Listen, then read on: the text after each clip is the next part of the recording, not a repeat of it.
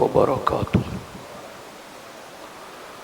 الحمد لله رب العالمين والصلاة والسلام على سيد الأنبياء والمرسلين وعلى آله وأصحابه أجمعين، أما بعد، فأعوذ بالله من الشيطان الرجيم. بسم الله الرحمن الرحيم. إن تجتنبوا كبائر ما تنهون عنه نكفر عنكم سيئاتكم وندخلكم مدخلا كريما. صدق الله العلي العظيم وصدق رسوله النبي الكريم. انتہائی احترام و عقیدت کے ساتھ حضور سید المرسلین، خاتم الانبیاء، شفیع المذنبین، رحمت للعالمین، خاتم المعصومین، راحت العاشقین، صلی اللہ تعالی علیہ وآلہ واصحابہ وبارک وسلم کی بارگاہ میں اپنی غلامی کا ثبوت دیں، اور جس طریقے سے میں پڑھاؤں میرے ساتھ مل کر حضور دل کے ساتھ بآواز بلند نذرانِ محبت پیش کریں. الصلاة والسلام علیک یا رسول اللہ، الصلاة والسلام علیک یا حبیب اللہ، الصلاة والسلام علیک یا نبی اللہ، وعلى آلك وأصحابك يا نور الله، صلی اللہ تعالی علیہ وسلم. دوستان محترم، رحمتوں اور برکتوں والے دن اور اللہ کی طرف سے خصوصی فضل و انعام کے دن قریب سے قریب تر ہوتے جا رہے ہیں. ایسے وقت میں ہر مومن کو اس کے لیے تیار رہنا چاہیے. بارش کا موسم آنے سے پہلے کسان، کھیتی باڑی کرنے والے اپنے بیج تیار رکھتے ہیں، کھیتوں کی صفائی کر لیتے ہیں کہ اب بارش برسے گی اور زمین اپنے سبزے اگائے گی.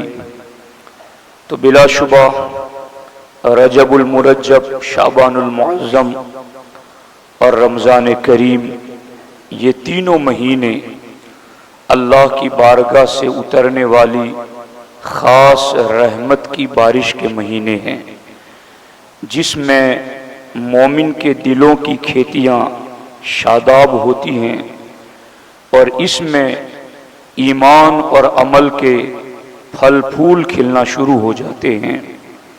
ہمارے لیے لازم ہے کہ ہم اس روحانیت کے موسم بہار کی آمد سے قبل اپنے قلب و باطن کو پاکیزہ کر کے اس کا استقبال کریں، تاکہ زمین زرخیز ہو تو بارش سے اس میں کچھ اگنے کی صلاحیت پیدا ہو جائے، اور اگر سینہ اور دل ہی بنجر ہو، لاکھ بارش برستی رہے، سینے میں ہی وہ صلاحیت نہیں تو اندر جذب کہاں سے ہوگا؟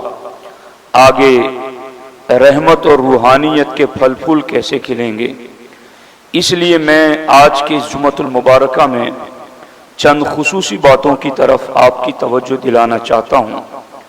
سورۃ النساء میں اللہ رب العزت ارشاد فرماتا ہے، ان تجتنبوا کبائر ما تنہون عنہ، اگر بچتے رہو کبیرہ گناہوں سے جن کی تمہیں ممانعت ہے، جن سے تمہیں روکا گیا ہے، اگر ان کبیرہ گناہوں سے تم بچتے رہو تو آگے انعام یہ ملے گا، نکفر عنکم سیئاتکم، تو تمہارے اور گناہ ہم بخش دیں گے. وَنُدْخِلْكُمْ مُدْخَلًا كَرِيمًا، اور ہم تمہیں عزت کی جگہ داخل کریں گے، اور وہ جنت ہے۔ تو دوستان محترم، کبیرہ گناہوں سے بچنے پر صغیرہ گناہوں کے معاف کر دینے کی خوشخبری اللہ نے قرآن میں عطا فرمائی، اور کبیرہ گناہوں سے بچتے رہنے پر جنت میں داخلے کی خوشخبری اللہ نے قرآن میں عطا فرمائی۔ اب یہ کبیرہ گناہ کون کون سے ہیں اور کبیرہ گناہوں سے بچتے رہنے کا مطلب کیا ہے، دھیان سے سنیے۔ امام بیضاوی رضی اللہ تعالیٰ عنہ نے اس کی تشریح میں جو قول لکھا ہے وہ میں عرض کرنا چاہتا ہوں۔ کسی ایسے کام کو جس کے اسباب موجود ہوں اسے اپنے ارادے اور مرضی سے نہ کرنے کو اجتناب کہتے ہیں، بچنا۔ یہ قرآن کی روشنی میں کہ تم کبیرہ گناہوں سے بچتے رہو، تو اس بچتے رہنے کا مطلب یہ ہے کہ تمہارے پاس اسباب تھے گناہ کرنے کی، تمہارے پاس طاقت بھی تھی، پیسے بھی تھے، خوبصورتی بھی تھی، شہرت بھی تھی، عزت بھی تھی، سارا کچھ تمہارے پاس موجود تھا کہ تمہارے لیے گناہ کی راہ میں بظاہر کوئی رکاوٹ نہیں تھی، اسباب سارے موجود تھے، اس کے باوجود اپنے ارادے اور مرضی سے اس سے باز رہا۔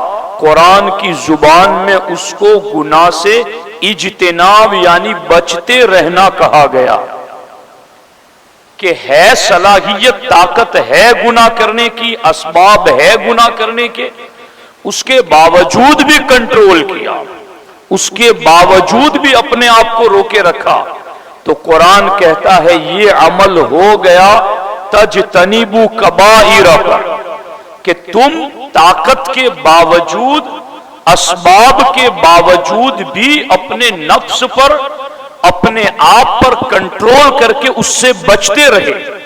اب اللہ فرماتا اگر تم نے ایسا کر لیا تو ہم تمہارے صغیرہ گناہوں کو معاف کر دیں گے، اور پھر جب صغیرہ معاف ہو، کبیرہ سے بچتے رہو گے، اور کبیرہ سے بچتے رہنے کی وجہ سے صغیرہ معاف ہو گئے، اللہ تعالیٰ فرماتا ہے پھر ہم کیا کریں گے، وَنُدْخِلُكُمْ مُدْخَلًا كَرِيمًا، پھر ہم تمہیں عزت کی جگہ جنت میں داخل کر دیں گے۔ اب یہ چیز ہے، اب چونکہ وقت زیادہ نہیں رہتا، میں کبیرہ گناہ صرف آپ کو گنوا دیتا ہوں۔ آج ایک تفسیر کے مطابق 40 کبیرہ گناہ میرے سامنے اس وقت لکھے ہوئے موجود ہیں۔ اب ان سے ہمیں بچنا ہے اور اپنے آپ کو بچانا ہے، اور ان سے اپنے آپ کو بچا لیا ہم نے تو پھر یقین رکھے اللہ وعدوں کی خلاف ورزی نہیں کرتا۔ ان اللہ لا یخلف المیعاد، اللہ وعدے کی خلاف ورزی نہیں کرتا۔ ومن اصدق من اللہ قیلا، اللہ سے بڑھ کر کے بات سچی کس کی ہو سکتی ہے؟ جب وہ خدا کہتا ہے کہ تم نے کبیرہ سے اپنے آپ کو بچا لیا تو صغیرہ ہم معاف کر دیں گے، ہم جنت عطا کریں گے۔ اب سمجھنے کی یہ کوشش کریں کہ وہ کبیرہ ہے کون اور کبیرہ کہتے کس کو ہیں۔ اس سلسلے میں امام بیضاوی رضی اللہ تعالیٰ عنہ لکھتے ہیں، ہر وہ کام جس کے لیے اللہ کے رسول صلی اللہ علیہ وسلم نے کوئی حد مقرر کی ہو یا اس پر عذاب کی خبر دی گئی ہو، فرماتے ہیں وہ گناہ کبیرہ ہے۔ جس کی بارڈر لگا دی گئی، یہ دیکھنا ہے بس آگے نہیں دیکھنا، یہ کھانا ہے آگے یہ نہیں کھانا، یہاں تک جانا ہے اس سے آگے نہیں بڑھنا ہے، تو جو ایک حد لگا دی گئی اس سے آگے بڑھنا، یا جس کام کے کرنے پر شریعت نے عذاب کی خبر دی ہے اسے گناہ کبیرہ کہتے ہیں۔ وَالْأَقْرَبُ أَنَّ الْكَبِيرَةَ كُلُّ ذَنْبٍ رَتَّبَ الشَّارِعُ عَلَيْهِ حَدًّا أَوْ صَرَّحَ بِالْوَعِيدِ فِيهِ. اس کا ترجمہ میں نے عرض کر دیا کہ حد کراس کر گیا یا جس گناہ پر عذاب کی خبر دی گئی ہے تو وہ کبیرہ گناہ ہے، اور اس کبیرہ سے اپنے آپ کو بچا لیا تو باقی گناہوں کو رب معاف فرما دے گا. اب وہ کون سے ہیں؟ توجہ کے ساتھ اس گفتگو کو آپ سماعت کریں. سب سے پہلا کبیرہ گناہ وہ ہیں اللہ تبارک و تعالی کے ساتھ کسی کو شریک ٹھہرانا، شرک کرنا، کفر کرنا. اور الحمدللہ ہر سنی جب تک کہ وہ سنی ہے وہ شرک اور کفر سے بری ہیں، اس لیے کہ اہل سنت کا کوئی عقیدہ نہ کفریہ ہے نہ شرکیہ ہے. تو یہ کبیرہ گناہوں میں سب سے پہلے درجے کا سب سے بڑا گناہ کفر اور شرک. دوسرا ریاکاری، دکھاوا، اور یہ دل کی کیفیت ہے. اگر کوئی نماز پڑھتا ہے مسجد میں آ کر 10 رکعت 20 رکعت یا ہر نماز کے بعد قرآن پڑھتا ہے، مجھے آپ کو حق نہیں ہے کہ ہم اس کو ریاکار کہیں.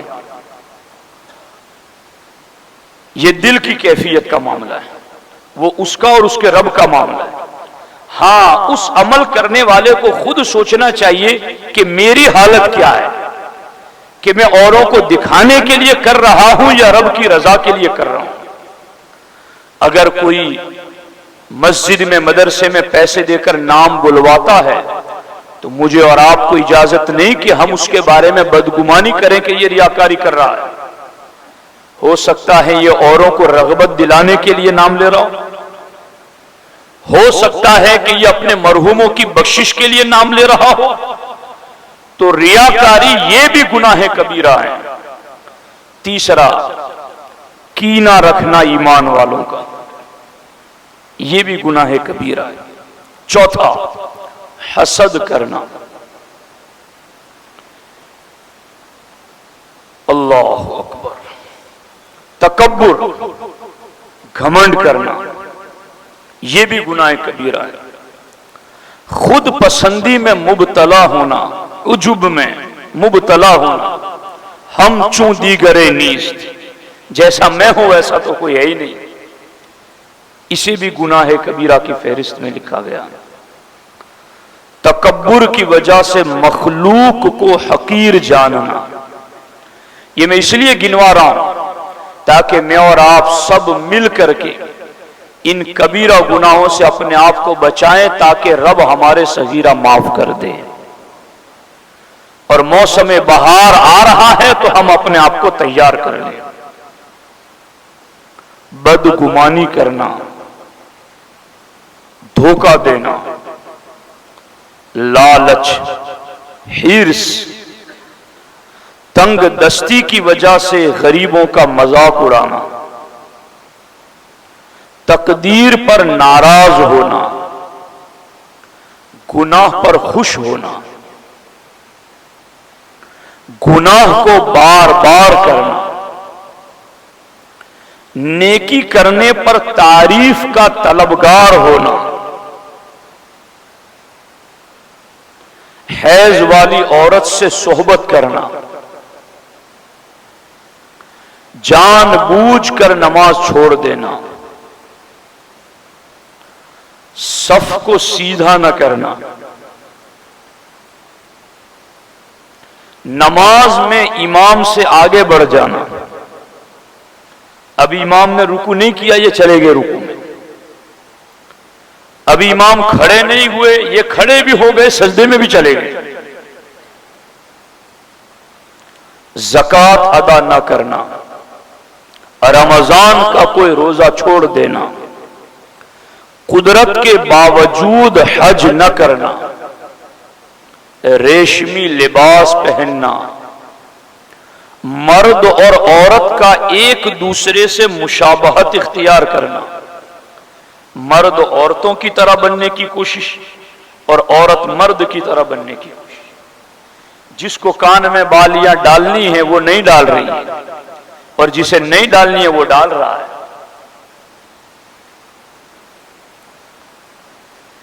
جسے بال کاٹنے کی اجازت نہیں وہ سر کے بال کاٹ رہی ہے، اور جسے رکھنے کی اجازت ہے وہ رکھنے کو تیار نہیں. لباس میں بھی ان کا دیکھ لو کہ مشابہت اختیار کرنا. مرد و عورت کا ایک دوسرے سے مشابہت اختیار کرنا حرام کبیرہ گناہ ہے. عورتوں کا باریک لباس پہننا، اترا کر چلنا، مصیبت کے وقت چہرہ نوچنا، تھپڑ مارنا اور گریبان چاک کرنا، مقروض کو بلا وجہ تنگ کرنا. جس کو قرضہ دیا ہوا ہے آپ نے، بلا وجہ اس کو تنگ نہ کرو. آپ نے جس کو دیا ہوا ہے اس کو تنگ نہ کرو. آگے اس کو بھی حکم ہے کہ بلا وجہ وہ لیٹ بھی نہ کرے. سود لینا اور دینا، حرام ذرائع سے روزی کمانا، ذخیرہ اندوزی کرنا. قوم کو ضرورت ہے کہ یہ سبزی، یہ اناج، یہ غلہ لوگوں کو ضرورت ہے، اور یہ جمع کر کے بیٹھا ہے کہ جب بہت نایاب ہو جائے گا تو بڑا دام ملے گا، مہنگے داموں بیچوں گا. شریعت نے اسے حرام قرار دیا. کوئی اسلام کے ان پاکیزہ اصولوں کو تو پڑھیں. اس کو شریعت کی زبان میں احتکار کہتے ہیں، فقہ کے لفظوں میں احتکار کرنا. لوگوں کو ضرورت ہے اور ذخیرہ اندوزی کیے ہوئے جمع کر کے بیٹھے ہوئے.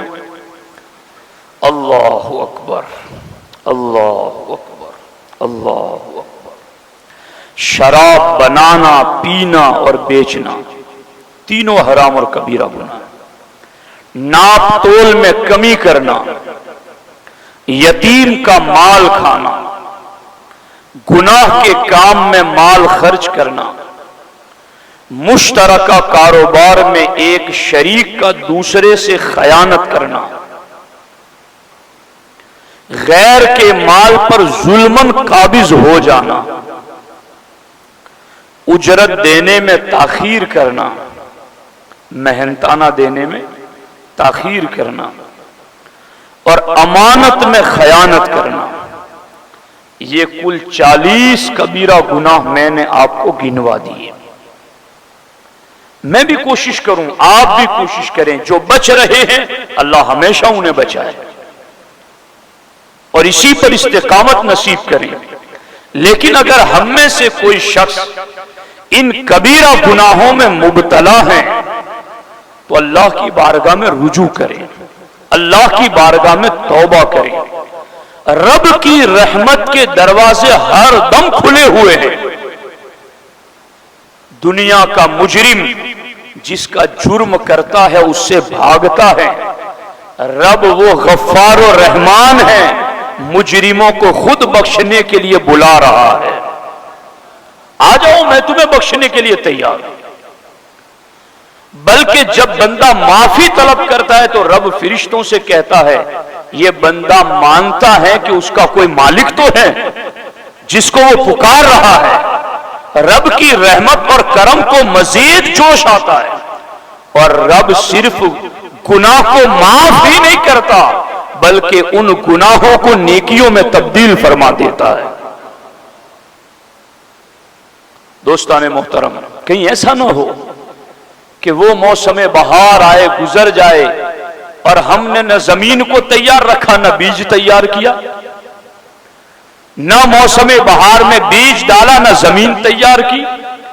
وہ تو اپنے وقت پر رحمت کی بارش برسے گی، وہ تو اس کا کرم برسے گا، مگر کم از کم جو ڈیوٹی میری اور آپ کی ہے کہ ہم کم از کم اپنے دل اور سینے کی کھیتی کو صاف کر کے تو رکھیں.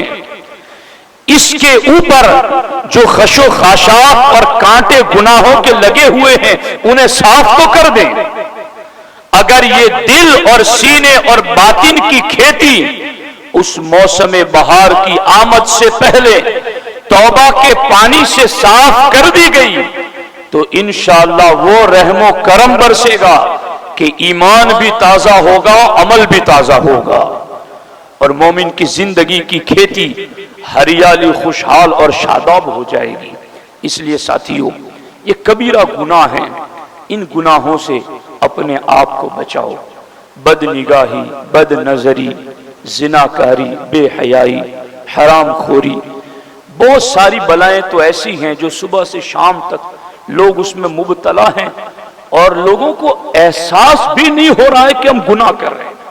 یعنی گناہ کے ساتھ گناہ کا احساس رہے تو قوم کے واپس پلٹ آنے کی امکانات رہتے ہیں، مگر گناہ کے ساتھ گناہ کا احساس ہی ختم ہو جائے تو اس قوم کو پھر ذلیل ہونے سے کوئی روک نہیں سکتا۔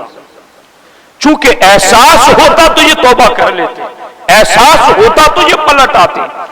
یہ جمعہ کے خطابات اسی لیے ہیں تاکہ قوم کو بھولا ہوا سبق یاد دلایا جائے کہ پلٹ آؤ واپس رحمان رب کی بارگاہ میں۔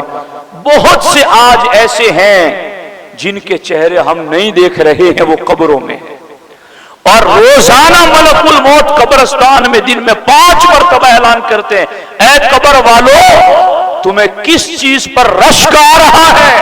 تو قبر والے روزانہ ملک الموت کو 5 مرتبہ کہتے ہیں، ہمیں ان مسلمانوں پر رشک آتا ہے جو آج مسجدوں میں نماز پڑھتے ہیں اور ہم نہیں پڑھ پاتے۔ ہمیں ان مسلمانوں پر رشک آتا ہے جو آج خدا کا ذکر کرتے ہیں اور ہم نہیں کر پاتے ہیں۔ ہمیں ان مسلمانوں پر رشک آتا ہے جو اللہ کی راہ میں خیرات کرتے اور ہم نہیں کر پاتے۔ ہمیں ان مسلمانوں پر رشک آتا ہے جو اللہ کی راہ میں زکوٰۃ دیتے ہیں اور ہم نہیں دے پاتے۔ روزانہ قبر والے یہ کہتے ہیں کہ کاش ہم بھی زندہ ہوتے تو ہم بھی یہ کرتے۔ کل ہم بھی قبروں میں جا کر کہیں یہ بولنا شروع نہ کر دیں کہ کاش ہم زندہ ہوتے تو یہ کرتے۔ آج اپنے آپ کو زندہ کرو، اپنے باطن کو بیدار کرو، اور رب کی رحمتوں کی طرف دوڑ چلو۔ فاستبقوا الخیرات، رب رحمتیں بانٹنے پر تیار ہیں، بس لوٹنے والے بندے اس کے در رحمت کی طرف آ جائے۔ اس لیے ساتھیو، بس ان کبیرہ گناہوں کو آپ نے سنا، اس کو بار بار سنیے اور اپنی زندگی میں دیکھیے کہ میں کہاں غلطی کر رہا ہوں اور مجھے کہاں اپنی اصلاح کی ضرورت ہے، تو اس کی طرف توجہ دے کر انشاءاللہ کبیرہ سے اپنے آپ کو بچائیں گے۔ رب کا وعدہ حق ہے، نکفر عنکم سیئاتکم، تم کبیرہ سے بچتے رہو گے، صغیرہ ہم معاف فرما دیں گے، اور پھر جنت ٹھکانہ ہوگا۔ اللہ کریم مجھے آپ کو سب کو عمل کی توفیق عطا فرمائے۔ السلام علیکم ورحمۃ اللہ وبرکاتہ۔